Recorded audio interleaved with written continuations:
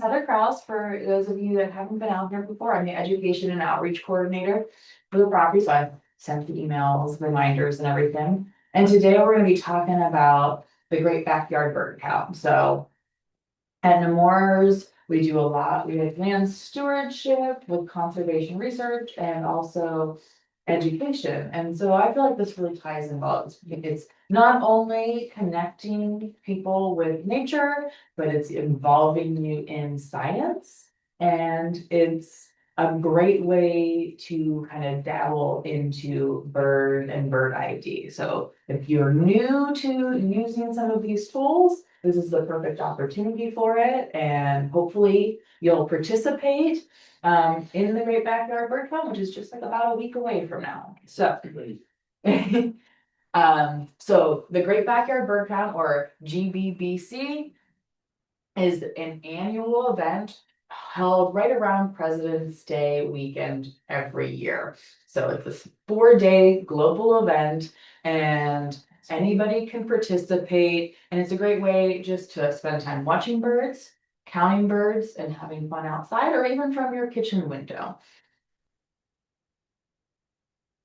So give you a little history about it before we talk about how to participate. The Great Backyard Bird Count started in 1998 with Cornell Lab and National Audubon Society working together to collaborate on it.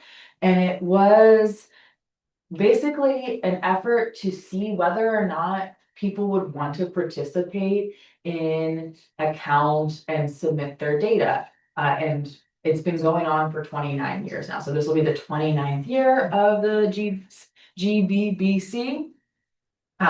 It was the first online participatory science endeavor that was collecting data and showing it in pretty much near real time. And the backyard bird count actually led to the creation of eBird. Does anybody know eBird, about eBird, use eBird? Okay. So eBird is where anywhere you are throughout the world, you can listen to birds, identify birds, and then submit that to the website that's hosted by Cornell Lab. And then that data gets fed into this massive database that scientists can then use for their own research questions. But they don't have to go out to Australia or Thailand, South America. There's people out there that enjoy birding and want to keep a list for themselves. And then that list that they keep for themselves also helps scientists as well. So because of the Great Backyard Bird Count, really eBird was established in 2002. Yeah, 2002. And then as the Backyard Bird Count grew, eBird grew, Birds Canada got looped into the Backyard Bird Count. So it went from a national event to a continental effort. And then in 2013, it actually became a global event. So now across the world, you'll see people participating in this from December 13th to, I'm not December, February 13th to February 16th of this year. And now with the creation of Merlin, which is a phone application that you can download if you have a smartphone, you can actually use your Merlin Bird ID app to participate in the bird count, which is for people that are newer to birding, the easiest way to participate. And so what you get with this event is a snapshot around the world of the birds at that particular time. So what we're seeing here is as the dark moves across the screen, that's the sunrise happening, and all of those individual yellow dots are people submitting their own checklist to either eBird or Merlin. So all of those are then being incorporated into, into the eBird count And helping scientists later on that want to download that data. And so as the light goes, it's obviously getting dark, so. We're we're over 100,000, almost to 200,000 checklists by the end of one day in the backyard bird count. Now, this is this is on a Saturday. Saturday is generally one of the bigger days of the count, Saturday and Sundays, because people are generally off, they want to do something fun. There are fewer participants on the Fridays and Mondays that it happens, but still, by participating, you're gonna add your checklist to this potentially almost, maybe if you participate, we'll get up to 200,000 this year. And you can log into birdcount.org and see how many checklists have been submitted throughout a day, throughout the event, which is really cool. And so it's really easy to participate, not hard at all. There's basically 4 steps to it. First, you got to decide where you want to watch the birds. That can be out your kitchen window or your living room window if you don't want to go outside or it's cold and it's rainy. You can be walking around town on a little walk through the neighborhood. Maybe you're like kayaking and you can kayak around and identify birds. You have a boat. If you're wanting to go out somewhere, nature preserves, wildlife management areas, nature centers are all great places to participate in a count, either for the backyard bird count or just to go out and identify and look for birds in general. So pretty much anywhere there's birds, you can go and participate in the count. And birds are pretty much everywhere, so it's not hard to find a place with birds. And second step is you're just gonna watch the birds. And all you have to do is watch them for 15 minutes. That's the minimum amount of time that the Lab of Ornithology, Audubon Society, and Bird Canada request that you watch birds for. You can spend a lot more time watching birds, which I definitely spend more time watching birds than 15 minutes, but it's a small amount of time. So they're not asking you to go out for an hour and watch your birds at your feeder. So, you know, maybe as you drink your morning coffee and you're keeping track of a list, that's all it really takes. And yeah, go ahead. Yeah, feel free to ask questions. 15 minutes, is it like just like watching my backyard birds? Or is that 15 minutes I can watch them in the front yard and backyard? You can watch them in the front yard and the backyard. So if you're like, I'm gonna spend 5 minutes here and then I'm not seeing much, I go out and I look out my backyard window. Now when it comes to, and we'll go to that the next step, basically counting the birds, that's where you're gonna have to keep track of how many you see at one particular time. But if you're staying in pretty much the same location, like just moving from a front yard to a backyard, that's still counted as the same 15 minutes. And then you're going to want to do it at least once throughout that 4 days, but you can do it more than one day. So a checklist is defined as more than 15 minutes?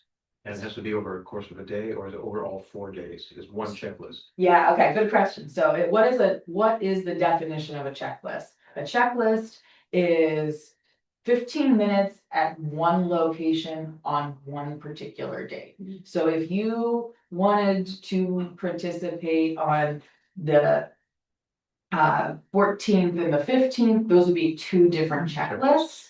If you wanted to watch out from your backyard on the 15th and then you went for a walk later in the day and you did another checklist, that's 2 different times because you're going to 2 different locations. So a checklist is the same date at the same location for at least 15 minutes. Does Merlin take your location and submit it for you, or is it something you have to? As long as you have your location services on for Merlin, yeah, it's like when you pull it up, it'll say where you're at and everything. Would it be of value to the database to say, we've been here for 15 minutes in this location, and there are no birds at all? I mean,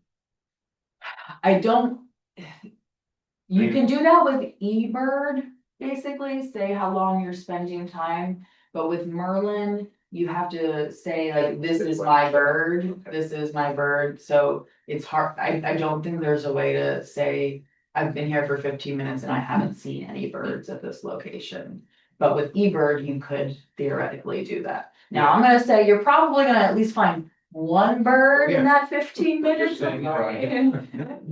Let's track populations over time. You do. And say, well, these birds haven't been seen in this area for decades, or Mhm. they were back in this one year, and what's going on there, that kind of thing. Well, and that's part of having you to do a checklist, somebody else in this room do another checklist in a slightly different location, maybe at a different time. Then they That makes sense. basically combine all that data and they can determine where birds are on like a weekly time frame, and we'll actually see some animations of that later on.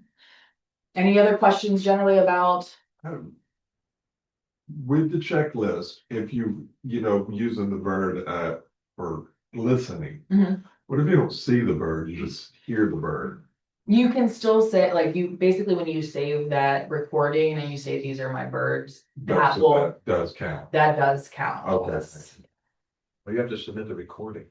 You have to save the recording at the very Okay. least, at the very least. I've submitted through eBird before. I haven't used Merlin to do a backyard bird count, but I'm gonna show you a website that'll show you basically steps for each of the different applications and how to go about submitting it. But for Merlin, I know if you're doing the step-by-step ID, you have to say, this is my bird, and that saves it. And I'm pretty sure you have to do the same thing with the recordings, and you have to say it like, this is my bird, this is my bird, kind of deal. Next step, you identify the birds that you can see and hear. And so you can use Merlin bird ID to help you identify those. You can use Merlin to help you identify those. You can use some field guides if you have them lying around. Now, this one here, the Sibley Guide to Birds. This is for the entirety of the United States. I don't necessarily recommend this one if you are a beginner birder. It's actually easier to do either if you were in the West Coast to get a West Coast edition, if you're in the East Coast to get the East Coast edition, because then you're not looking at birds that are going to be like this black oyster catcher that are along the coast of California and Washington and Oregon. So it helps already eliminate a lot of birds that you wouldn't have. So for something to like just be birds of South Carolina, birds of the Carolinas, a nice little one to have. Like, it's pretty small. The downside of this one is you don't have a lot of pictures of the birds themselves. So you just have one picture. I can actually, the guys can pass them both around and look. Excuse my tabs and my stuffing of notes and stuff in there. They're well used. But there are a lot of different field guides out there that you can get as a hard copy, or you can download on your phone too. So I have a Audubon bird ID app on my phone. It's free and it's great. It'll show you you can search for a particular bird. It'll show you where it is, like its overall range. So whether or not it's likely to be here in South Carolina. I'll talk a little bit about where you can find it, like in terms of habitat, some of the features to help identify it as well. And so there's a lot of good online ID apps, a lot of good field guides. I recommend if you're getting a field guide, get the newer field guide. So if you find an old vintage field guide, that's not going to be as good as one that you have that is the most recent version, because they're always updating them. The scientists and taxonomists are learning more about how birds are related to one another. So they might switch which group they go into. They might split apart what was one species is now two species. So having an up-to-date printed field guide is really useful. So you're not looking at for a bird that is no longer technically in existence anymore because the name has been changed or it's been split into two species. And so when you're identifying these birds, like when you asked about if I can look in my front yard and my backyard, when it comes to identifying them, you only want to count the maximum number of a particular bird you see at a given time. So if you have a feeder and you see 2 cardinals at that feeder, you're gonna put 2 in for for Merlin or for your eBird app. If you only hear a cardinal calling, you can only count it as 1 because there might be more, but for sure you only have 1. If you have a tufted titmouse that's flying, grabbing a seed, flying back, grabbing a seed, flying away, and you only ever see 1 of them, but you think there's probably 2, but you don't see them together, you still can only count that as 1 individual bird, because you don't want to overestimate the number of an individual species you're seeing. Same if you have a bird that, a crow maybe that flies overhead, and then you hear it calling somewhere else. It could be that crow could have flown and then landed nearby, and you're counting the same crow. It's pretty much the birds you can see at a particular time within that individual. Does that make sense to everybody? Okay. And then the last step is basically you're going to share those bird sightings, and you're sharing them in 3 different ways, or you can share them in 3 different ways. So you can do the eBird mobile app. You can do the Merlin Bird ID app. So those are both, if you have a smartphone, easy ways to submit your checklists.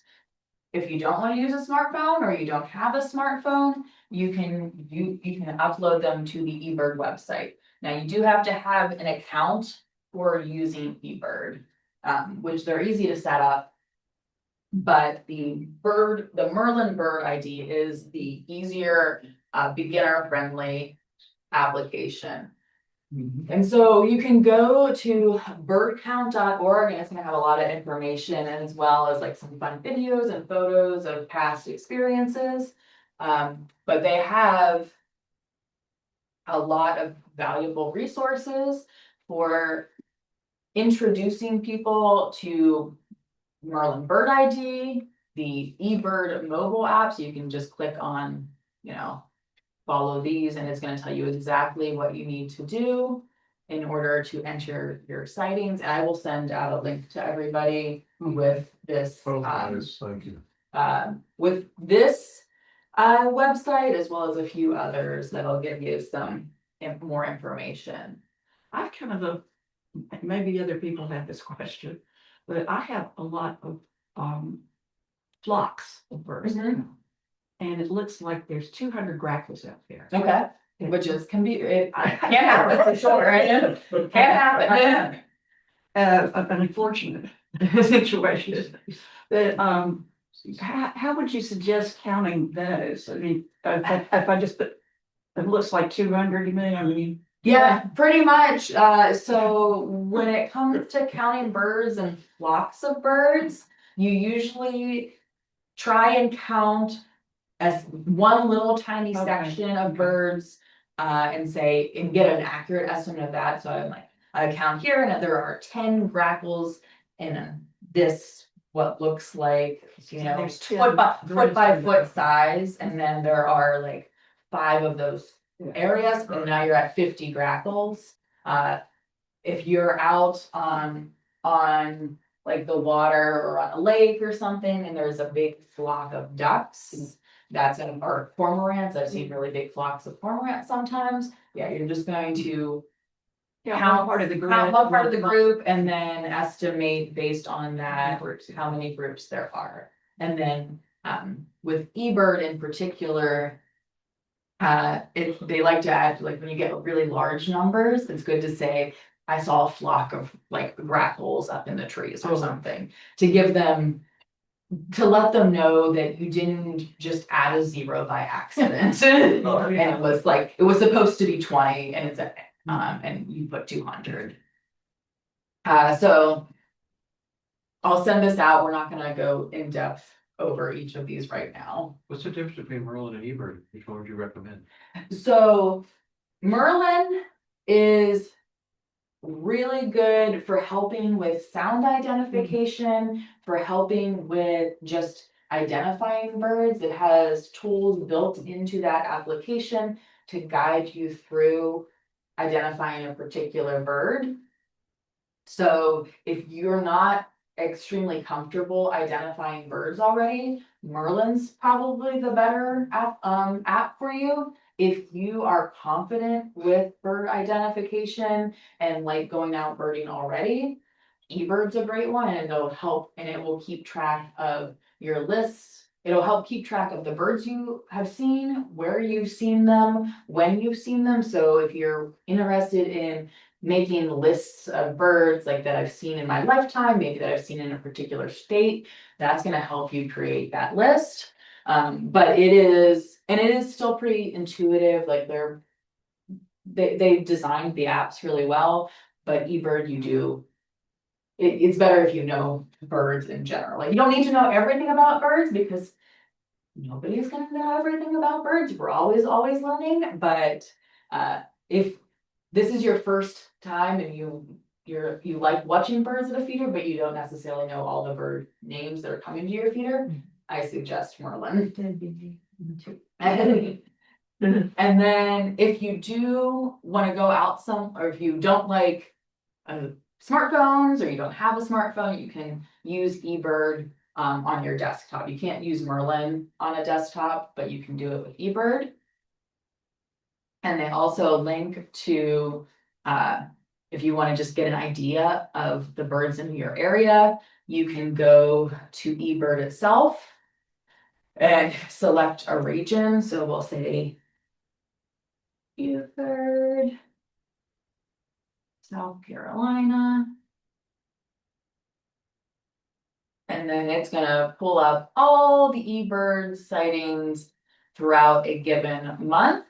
And you can go do there's a lot to explore here, honestly. You can do a bar chart, which I really like.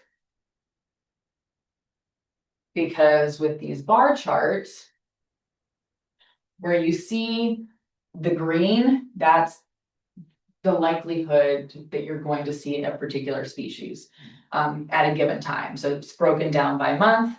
So right now we're seeing a lot more duck species. Get the arrow for people for the recording. So like Canada goose, we're gonna see throughout the year, but a green-winged teal, we only see in the winter time. So they arrive around October timeframe, and then they leave again in April because they migrate up to North Dakota, South Dakota to breed. And so this will have all of the different species that are even potentially seen in Beaufort. Now, depending on where you are, if you don't have water access and water that's about maybe 1.5 feet deep or a little bit less, you're not going to see any of these waterfowl, generally speaking. If you're in your backyard, you're going to see maybe some warblers, some woodpeckers, titmice, wrens, that kind of thing. But it gives you already a list of species that are potentials for your area. And so you can do it for Beaufort County, you could do it for Charleston County. There's a lot of options, and then you can also click and do a printable list. And so that's gonna create a list of all the different birds that are potentially here in Beaufort County. And South Carolina has a lot of bird diversity, so we have really large lists.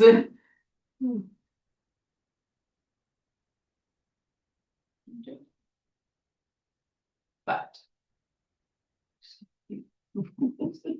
that one is our house finch, which you can get at your feeders sometimes, depending on how cooperative they are. Yeah. So why should you guys all participate? Well, first of all, because birding is fun. Who doesn't want to participate in birding? Say, but it's also easy. So hopefully, you don't feel overly intimidated by the process. You get outside, it connects you to the natural environment, which in general, I feel like more people need. I know I need more of. I'm constantly sitting at a desk a lot of the time, and when I am able to get outside, I feel refreshed and rejuvenated. So it's a nice way to get out and get out with a purpose too. It also is really impactful. So the checklist, the observations you make and report have a purpose and have a reason for doing, have really impacts beyond just creating your own list and submitting that data. Provide these long-term records of bird species where they are in February in particular. So one of the reasons it was chosen as February to start out with is that's before birds start migrating. So you're getting that count of birds in their wintering locations before they start to move up to their breeding grounds. And then scientists need our help because there are limited numbers of scientists out there. There's limited amount of money available for scientists and the research for them to do. And so you are all basically field technicians out there reporting your sightings this way. And so by having all of these individuals across the world submitting data, we have a network of scientists basically that are contributing, and then those records are going to be able to be used by those scientists. So scientists with that data that you submit with the Great Backyard Bird Count, but also just with eBird in general for anybody that continues and submits eBird counts in the future, well, that's used for looking at migration patterns, when birds are leaving from locations, when they're arriving to locations. It looks at year-to-year trends, so getting back to whether or not you see a bird at a particular place of time, and how many you see, that's getting to those year-to-year population changes. And again, long-term trends. So are there shifts in the timing of migration? Are there shifts in where we see birds in the winter time and in the summertime? And with all of that, thousands and thousands and thousands of recordings, scientists can use that data and pair it a lot of the times with weather data, with storms that are storm data. And in 2024 alone, 248 publications came out in peer-reviewed journals using eBird data. And so Cornell Lab is still basically collating how many articles were published in 2025. But it's probably higher than that now. So we're probably up to at least 250 eBird related scientific publications. So again, getting back to your records, your checklists do have an impact when it comes to science.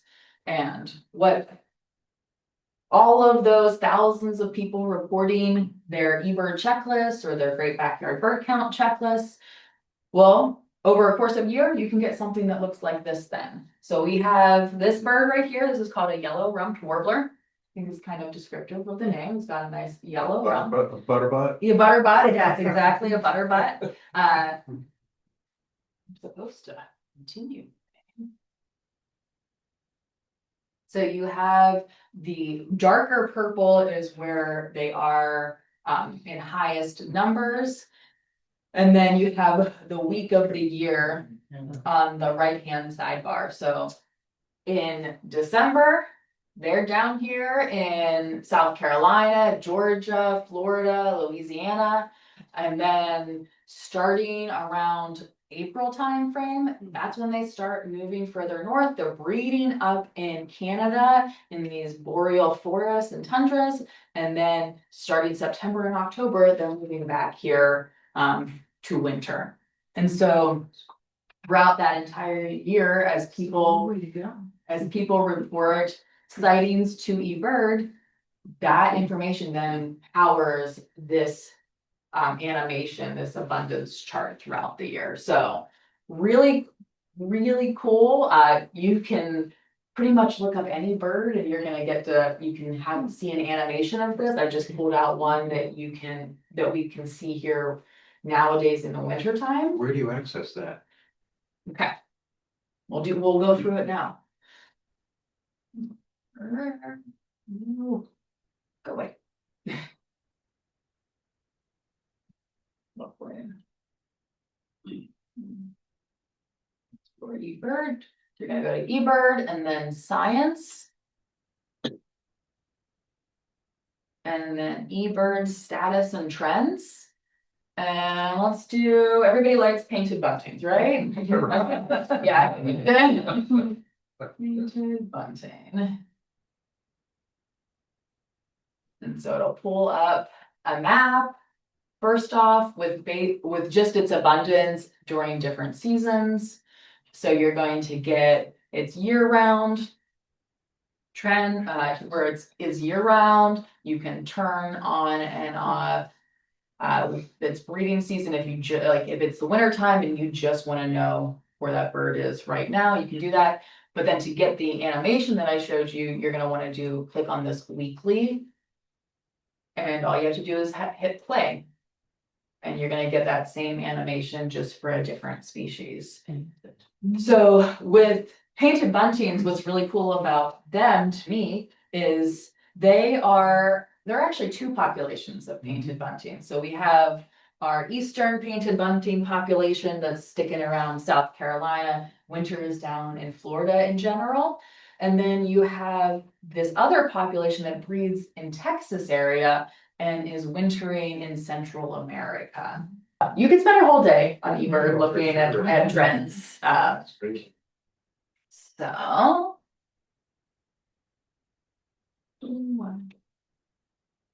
So now to kind of transition from just the Great Backyard Bird Count and how to participate and why it's cool that you should participate, to go into a little bit about just bird identification. So when you're going and looking for birds to submit your checklist, well, what are some clues that are going to help you identify that bird? So when you look at this picture, what do you see? Different sizes. Yeah. Different beaks. Different sizes of body, different beak shapes. Different where they're sitting on wires or in trees or in the grass. Perfect, yeah. So where are they sitting and how are they sitting too? Like when they're, Perching, yeah. is their body centrally located over their legs? Are they gripping the side of a tree trunk? And then also where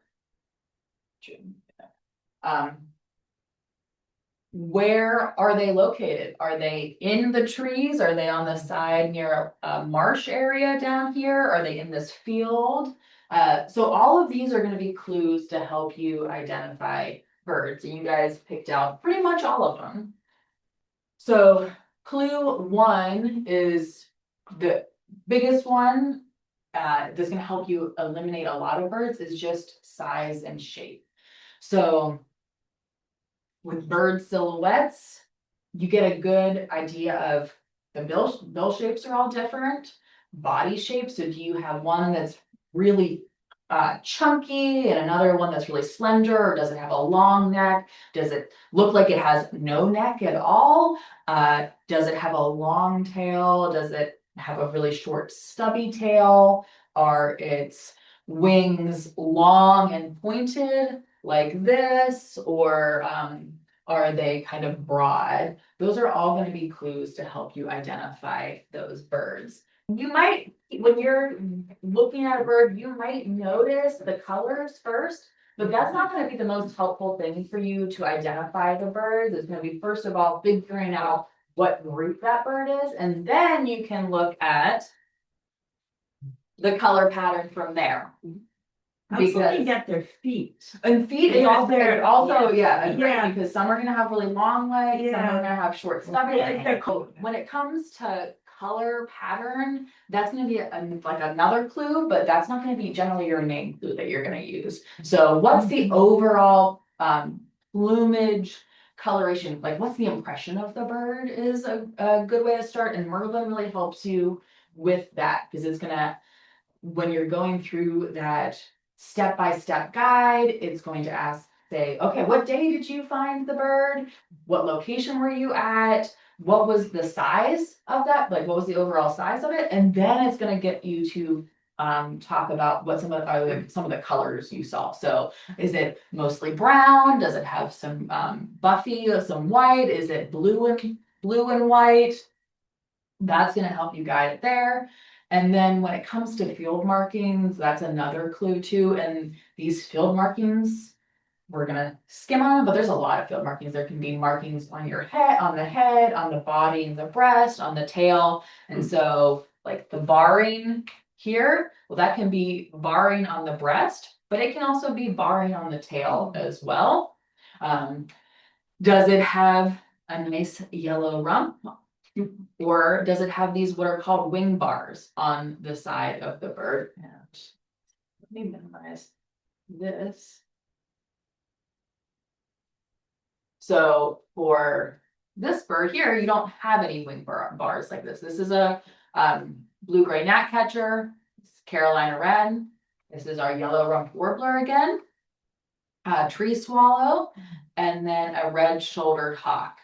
Eye rings are going to be like on our blue-gray gnatcatcher, this nice little white ring around the eyes. Those are feathers right there. Supercilium is going to be like what's on our Carolina wren here. And if you ever see a wren, they generally have this nice cocked up tail. So that's clue 1, size and shape. Clue 2 is your color pattern. Yeah. And then you want to think about the habitat you're seeing the bird in. So all of these are different wrens, and they all look very similar because wrens are all kind of this brownish coloration. But you're not going to necessarily all find them in the same habitat. So your marsh wren, it's going to be in the marsh. You're not going to find it in your backyard. The winter wren is going to be here in the winter time. You're not going to see it in the spring or the summertime. And it's going to be in these wooded thickets or some fallen down logs and brush piles. And then the house wren we'll see in the wintertime too, but it can be found more in your backyards. So same group of birds. So you're going to use your size and shape, and you're going to be like, okay, it has this cocked up tail, this kind of round, stout body, a pointed bill that almost a lot of them look like they're curved down just a tiny bit. It's a wren. But what wren is it? Well, you can use the color pattern a little bit. So we've got that supercilium on the marsh wren, a little bit of a supercilium on the winter wren, lots of barring going down on all of them.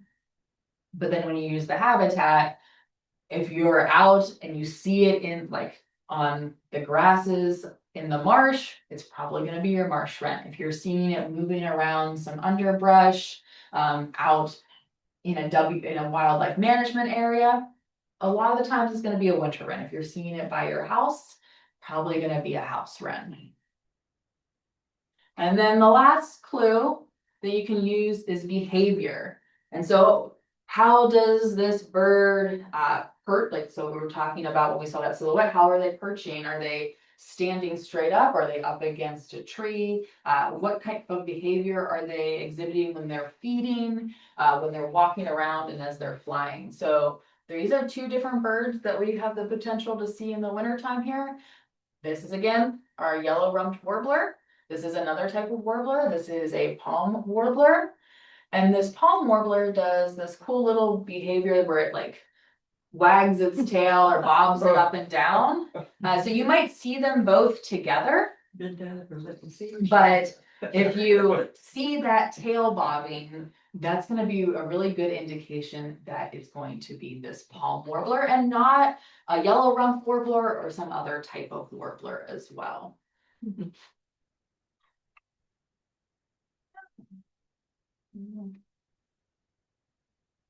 Are those common around in the wintertime here? Not I wouldn't say overly common. You can see them, but you're gonna have to generally work. So down at the feeder like the, No, most of your warblers are you're not gonna see at the feeder a lot because they're gonna be looking for insects in leaf litter. So if you have an area of your yard that you don't rake a lot and you just have leaves, that might be an area where you're gonna find some warblers, but they're not gonna come to your feeders that you put out with like sunflower seeds or thistle seeds or anything like that. That's gonna be our sparrows and our finches. In the wintertime, if you put out fruit, you're gonna maybe have some orioles that'll come and use that. So depending on the type of food you put out, you're gonna get different species as I have a well. question about Orioles. Do we get Boston Orioles down here? I've seen the Orchard Orioles. The Baltimore Orioles, Yeah. we will, I wanna say we will get Baltimore Orioles in the winter time. And then the Because we have Orchard Orioles. Orchard Orioles are gonna be here in the like spring and summertime, and then the Baltimore Orioles are only here in the winter time, yeah. And then also how birds fly. So we've got a picture of a woodpecker's flight path, and they do what they kind of flap. Then they tuck their wings up against their body, and they plummet down, and they flap a little bit. So they have this like sweep, this sweeping flight that goes up, down, up, down, up, down. And then if you ever see them land on a tree, like going to land on a tree, they're flying right towards that trunk and grab onto it like this. They're not perching like our sparrows, our titmice, our wrens are gonna do. Hawks, you're gonna see soaring up in the sky, circling. Warblers are moving around a lot in the trees. So knowing how birds behave also is a good indication of what that bird might be. And so bringing birds into focus, what are some of those tools? Well, binoculars are going to be your best friend when it comes to birding. And there are lots of different types of binoculars. We're just going to go over really briefly the anatomy of a binocular. So I've got a pair of vortex binoculars here, and it says 8x42. Well, the 8 is talking about the magnification. So how much bigger can I see it with my binoculars than I can with my naked eyes? So you can get binoculars that are 7 times, 8 times, 10 times, 12 times. Those are usually like the typical magnifications. I like 8 to 10 because those are going to give you a good enough magnification to see some details of the bird. But if you get too much magnification, it's hard to actually find the bird as it's moving around in a tree or out in the ground. And then the 42, so that second number, is actually these objective lens. Not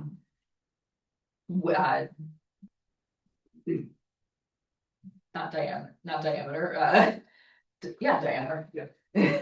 No, it's like, no, circumference, no, that's not right, it's diameter, it is diameter, the diameter of this objective lens here.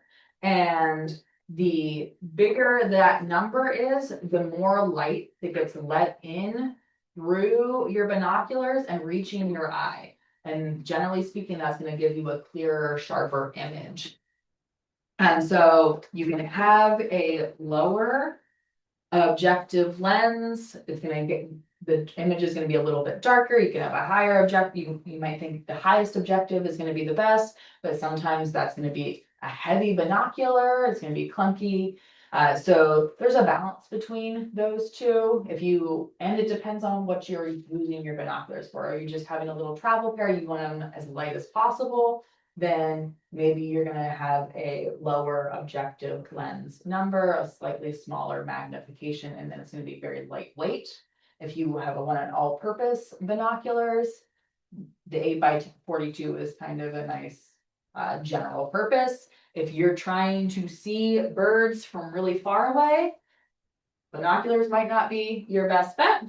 You might want a scope like this. But binoculars are gonna be your gateway. You're gonna be able to see most bird Yeah. species with them. You can find a pretty good pair for between like $100 and $200. Vortex is a good brand. Nikons are also really good. Going up, you can, if you want to spend a lot of money, you can get a Swarovski binoculars. And so that all, the more money you're paying is generally for a better quality glass. And so that gives you a clearer image. What's nice about Vortex is that they have lifetime warranties, so you can send them if something happens to them, you can send them in and they'll repair it for you. So I do like them. Binoculars are great all around for all general purpose for your backyard, for your warblers, for a lot of your songbird species. And then this focus knob here.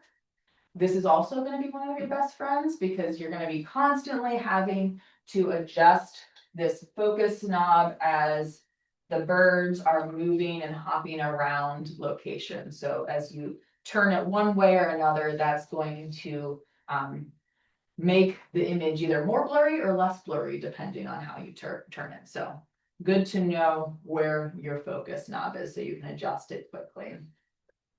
And then the last thing we're going to mention about binocular use before we actually practice is that when it comes to binoculars, you don't want to put your binoculars up and then try and find the bird. You want to be looking at the bird and then bring your binoculars up to meet your eyes and continue focusing on that bird species. So that's going to be able to allow you to see the bird. So just always remember, be looking where the bird is as you bring the binoculars up, and that'll help you find the bird in the foliage, in the brush pile that you're looking at it for. Any questions?